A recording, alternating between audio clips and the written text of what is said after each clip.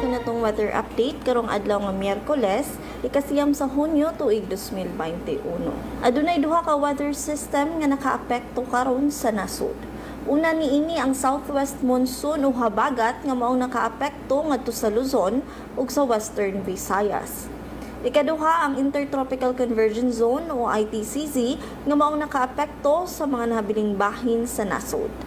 Para sa mosunod na 24 oras ang Western Visayas, ang Occidental Mindoro ug ang Palawan, lakip na ang Kalayaan Islands, makasinati silag madag-umon nga kalangitan, inubanan sa mga katag-katag nga pag-ulan, pagkidlat ug pagdugdog dala sa epekto niining southwest monsoon.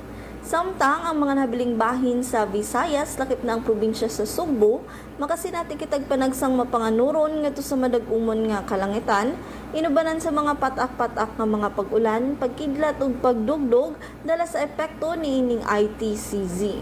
Para sa dugang impormasyon mahitungod sa kahimtang sa panahon, bisitaha among social media accounts ug mao katong kahimtang sa panahon para karong adlaw, gikan diri sa buhatan sa Pag-asa Visayas sa Mactan, kini si Angelica Orongan.